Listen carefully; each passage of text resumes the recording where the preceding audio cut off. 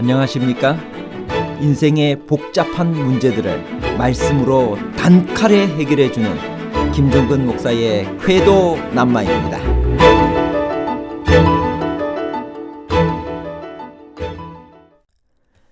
로마서 11장 26절 말씀은 모든 이스라엘 사람들이 빠짐없이 구원을 받는다는 말씀인가요?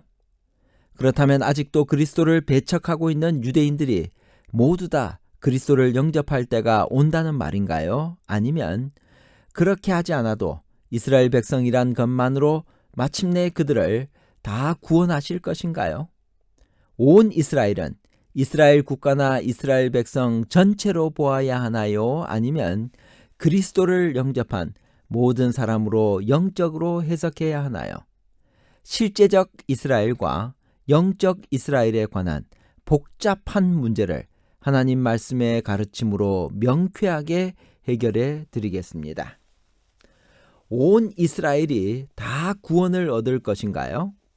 로마서 11장 26절. 그리하여 온 이스라엘이 구원을 받으리라.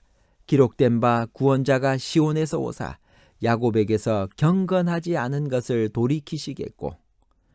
온 이스라엘이 구원을 얻으리라는 말씀은 수세기 동안 논쟁거리였습니다. 이것에 대하여 다음과 같은 주요한 해석들이 있습니다. 첫째, 모든 이스라엘 백성들이 다 구원을 받을 것이다. 둘째, 전체로서의 이스라엘을 의미하지만 반드시 개개인을 포함할 필요는 없다. 셋째, 이스라엘 백성 중 택함받은 모든 사람을 의미한다. 넷째, 유대인들과 이방인들 중 택함받은 모든 사람들을 의미한다. 다섯째, 그리스도를 영접한 영적 이스라엘을 의미한다. 첫 번째 해석은 세대주의자들이 주장하는 것이지만 가장 설득력이 약합니다. 모든 이스라엘 백성들이 다 구원을 받을 것이라고 하는 주장 말입니다. 온 이스라엘이 구원을 받을 때는 그리스도의 재림 때인데 그때 남아있는 지금의 유대인들을 온 이스라엘이라고 부를 수 있나요? 사실상 이스라엘의 12지파가 와해된 것은 오래전 일이며 순수한 유대인의 혈통을 찾는 것도 지금은 어려운 일입니다. 더구나 오랜 세월 메시아를 거절하고 지금도 받아들이지 않고 있는 이스라엘이 재림 직전 집단적으로 회개하고 구원을 받는다는 것은 납득하기 어렵습니다. 두 번째 해석의 논리대로 온 이스라엘이 전체로서의 이스라엘을 의미한다고 보는 것도 합리적이지 못합니다. 개인을 떠난 국가나 집단의 구원은 성경적이 아니며 바울 사상과도 모순됩니다. 더구나 재림시에 이스라엘이 집단이나 혹은 국가적으로 그리스도를 믿고 구원받을 가능성은 없다고 봅니다. 세 번째 해석은 선택된 이스라엘 백성만 구원을 받는다는 것인데 이것은 모든 이스라엘 백성들이 구원을 받는다는 이론의 단점을 보완하는 것이기는 하지만 여전히 문제를 가지고 있습니다.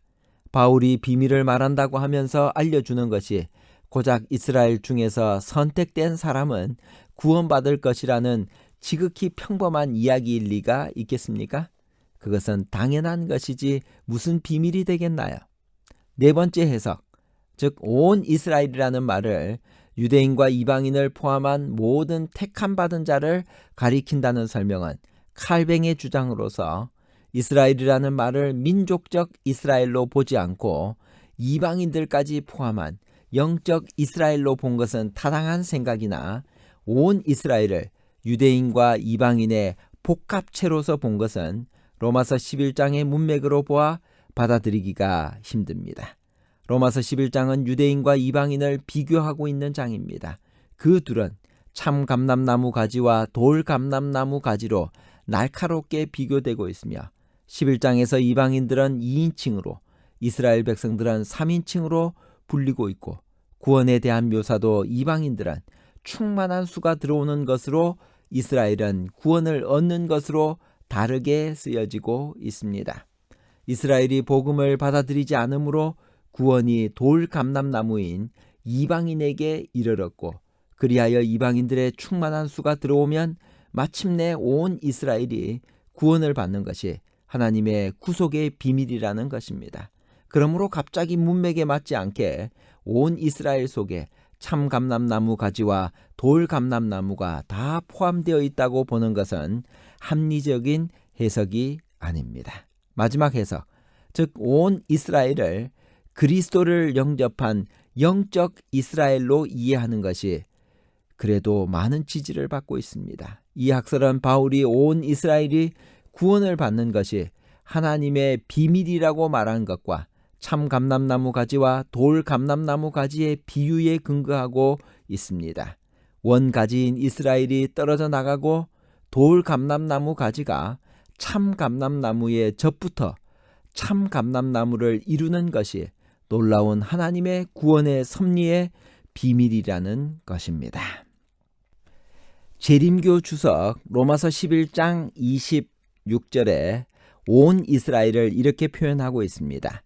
온 이스라엘은 구원받은 자들 전체, 즉 모든 참된 이스라엘을 구성하는 유대인과 이방인을 나타낸다라고 했습니다. 사도행적 376페이지에서 382페이지에 나오는 아주 중요한 말씀들을 함께 연구해 보겠습니다.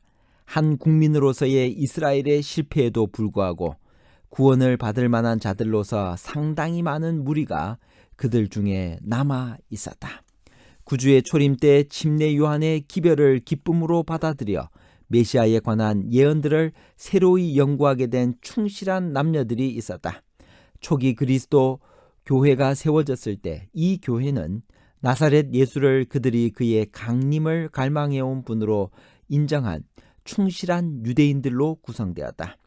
바울이 편지할 때 제사하는 처음 익은 곡식가루가 거룩한, 즉 떡덩이도 그러하고 뿌리가 거룩한 즉 가지도 그러하니라고 한 것은 이 남은 무리에게 한 말이다.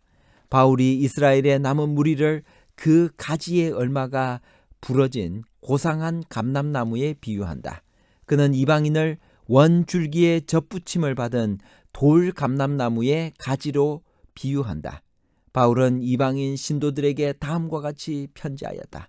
또 한 가지 얼마가 꺾여졌는데 돌 감람나무인 내가 그들 중에 젖붙임이 되어 참 감람나무 뿌리에 진액을 함께 받는 자 되었은즉. 이스라엘은 자신들에 대한 하늘의 목적을 불신하고 거절하였으므로 한 민족으로서의 그들과 하나님과의 관계를 상실하였다. 그러나 하나님께서는 원줄기에서 떨어진 가지들을 이스라엘의 참줄기, 곧 저희 조상의 하나님께 충성을 유지한 남은 무리와 다시 연합할 수 있게 하셨다. 사도는 이 꺾여진 가지들에 대하여 저희도 믿지 아니하는데 거하지 아니하면 젖붙임을 얻으리니 이는 저희를 젖붙이실 능력이 하나님께 있음이라고 언명한다. 바울은 이방인들에게 다음과 같이 편지한다. 내가 원 돌 감람나무에서 찍힘을 받고 본성을 거스려 좋은 감람나무의 젖붙임을 얻었은즉 원 가지인 이 사람들이야 얼마나 더 자기 감람나무의 젖붙이심을 얻으랴. 이같이 바울은 하나님께서는 유대인과 이방인의 마음을 똑같이 변화시켜 이스라엘에게 약속된 축복들을 그리스도 안에서 모든 믿는 자들에게 넉넉히 허락하실 수 있다는 사실을 보여준다. 그는 하나님의 백성에 관한 이사야의 선언을 다음과 같이 반복한다. 이스라엘 뭇 자손의 수가 비록 바다의 모래 같을지라도 남은 자만 구원을 얻으리니 주께서 땅 위에서 그 말씀을 이루사 필하시고 끝내시리라 하셨느니라. 또한 이사야가 미리 말한 바 만일 만군의 주께서 우리에게 씨를 남겨두시지 아니하셨다면 우리가 소돔과 같이 되고 고모라 같았으리라 함과 같으리라. 그들이 나사렛 예수를 거절했을 때 유대인들에게는 한 민족으로서의 무서운 운명이 선고되었음에도 불구하고 각 시대를 통하여 조용히 고통을 참은 고상하고 하나님을 경외하는 많은 유대인 남녀들이 존재해 왔다. 이사야가 그의 예언 중에 남은 자만 구원을 얻으리라고 언급한 것은 이런 무리에 대한 것이다. 바울 시대로부터 오늘에 이르기까지 하나님께서는 당신의 성령으로 이방인과 마찬가지로 유대인을 부르셨다. 바울이 로마인에게 보내는 그의 편지에서 그가 부끄러워하지 않는다고 선언한 것은 유대인과 이방인에게 동등하게 유효한 이 그리스도의 복음에 대한 것이다. 결론입니다. 첫 번째, 온 이스라엘을 이스라엘 국가나 이스라엘 백성 전체로 보는 것은 만민 구원론을 지지하는 것이 되어 받아들이기 힘듭니다. 둘째, 더구나 지금도 그리스도를 인정하지 않는 이스라엘이 재림 때에 단체로 회개하여 빠짐없이 구원을 받는다는 것도 믿기 힘든 주장입니다. 셋째, 그러므로 온 이스라엘을 그리스도를 영접한 모든 사람으로 영적으로 해석하는 것이 가장 성경적인 해석이라고 봅니다. 감사합니다.